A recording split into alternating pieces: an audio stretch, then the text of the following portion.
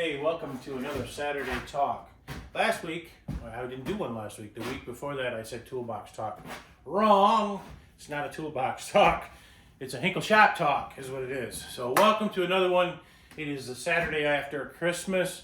I hope you all had an outstanding Christmas. I hope you disconnected from your jobs if you have any jobs. I hope you spent time with your family, and I hope you enjoyed your time. I certainly did. We spent time with James, who is now walking. He is a menace. Not really. He's the happiest little kid I think I've ever seen at that age. All I gotta do is look at him and smile, and he smiles back. So he's my little buddy. But what have I been up to? So as you can see, the thing I walked out from behind, that is a wardrobe, but it's a little unique. These aren't screwed in yet. In that, I'm gonna make it look like a barn. So I'm gonna put clapboards up the sides. It'll have the doors in the front that are red. The whole thing's gonna be red and white. Red with white trim. It's gonna have the folding doors in the front, but the doors will be the X's. They'll have the X's in them. So it's the barn dobe is what I'm calling it, the barn dobe. And I plan to just get in it like this when I'm at work. That's why this is open here, and I can just close the doors and nobody can find me. I'll be inside the barn dobe. Probably gonna have to lose the front section here a little bit to make me fit, but we'll get in there. So what else have I been up to? So before anybody goes to the you can't make those flags, you can't copyright, blah, blah, blah, this is a gift. I am not charging 1 penny for this. This is a fan who is supporting his team. As you can see, I'm not going to mention the team. He knows if anybody's a fan of this team, they know what they are. This was a 100% gift. I completed this for him. He's pretty stoked. That'll go to him when he comes back. He's on vacation. So we got that going on. The barn dobe. What else? Let me show you some of the loot I got for Christmas. The most important thing that I got from Christmas is this piece of cardboard right here. I've got big plans for this cardboard, and that's a joke, but I am going to use it for something. Christmas. I hope you all got some good stuff. Obviously, Christmas is not about what you get. It's more about what you give to people and being charitable. And if you're a Christian, it's about Jesus and all of that. I'm not going to go down that whole thing. But it's about spending time with your family. That's what's important. I spent time with my son-in-law, or son, daughter-in-law, and their family. I spent time with my family. Great time all the way around. Fast forward to our loot. What did we get? Well, Lisa and I bought ourselves a new television, 65-inch wide, high-definition television. Our old one was driving 2 senior citizens, me and Lisa, crazy.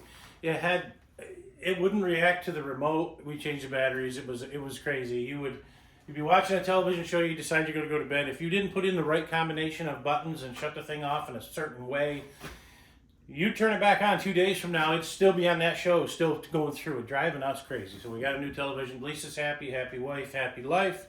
We're good to go there. What else did we get? So let's start with the things like this.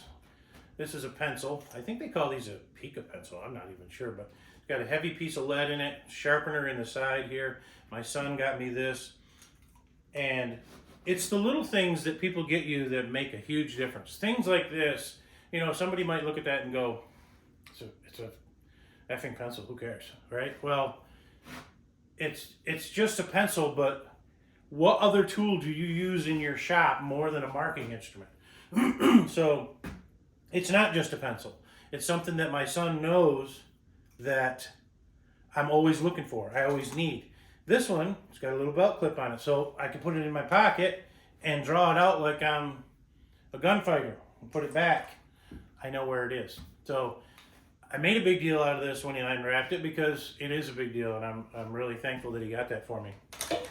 He also got me this guy. I'm not sponsored by Rockler, but this is the bead lock system. If any of y'all are familiar with the bead lock.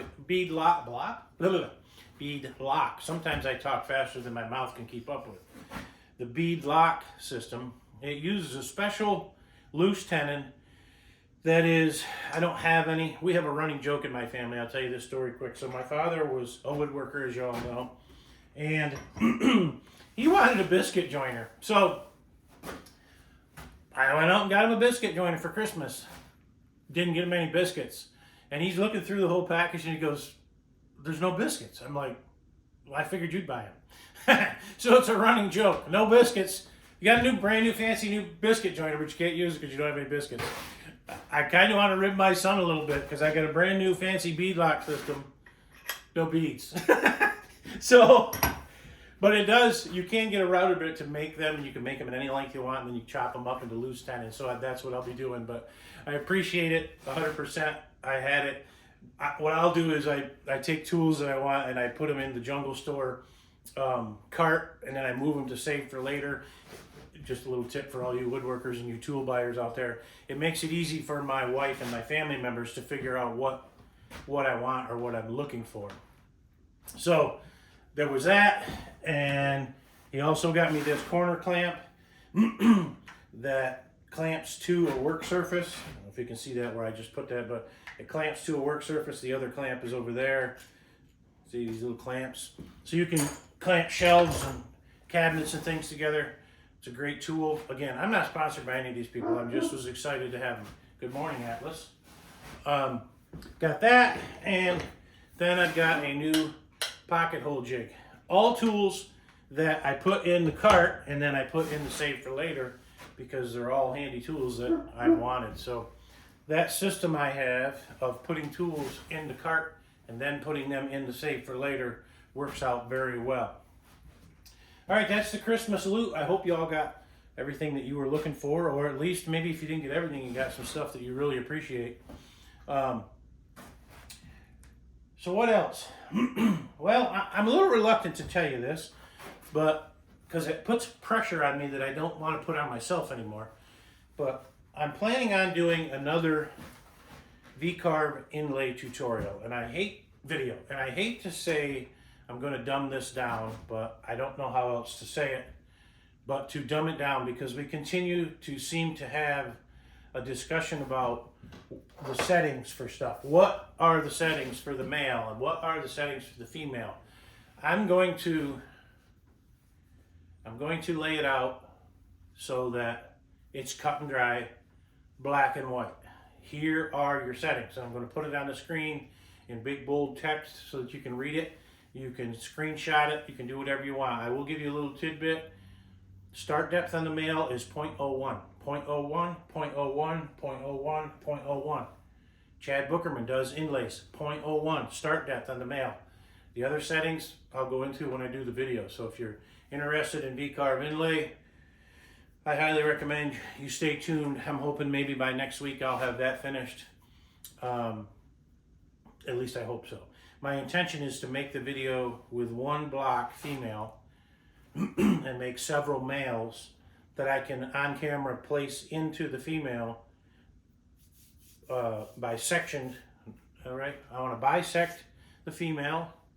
I don't know if that's the right way to say this, but I want you to be able to see the end of the boards so that you'll see that the dark wood, the light wood's going into the dark wood, and you'll be able to see where it's sitting. Now, of course, there's no clamping pressure, and that will change the glue gap on the bottom as you apply pressure with the clamps, but you'll get the gist of it.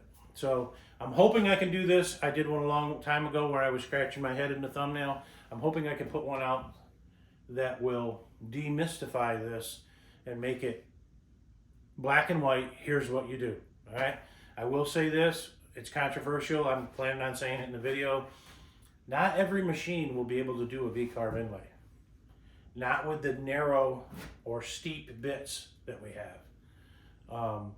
They just don't have the rigidity. They don't have the accuracy. There's so many points that I'm going to put in that video that I don't want to go through here because it'll muddy up the waters when I do the video. There'll be no point in watching it. And I want you to go watch the video when I do it, but not every machine can do it. If your machine is loose, if your table's not, see, I'm trying not to go into it here, but I really want to help you all out. I really want to help you get so that you can do these if you want to do these V-carve inlays. So with that, Merry Christmas. I hope you had a great Christmas with your family. If you got any comments, any suggestions, anything you want to tell me, put it in the comments below. As always, thanks for watching. Thanks for listening to me ramble. And I will catch you on the next one. Thanks, everybody. I'll just get in here and fade away.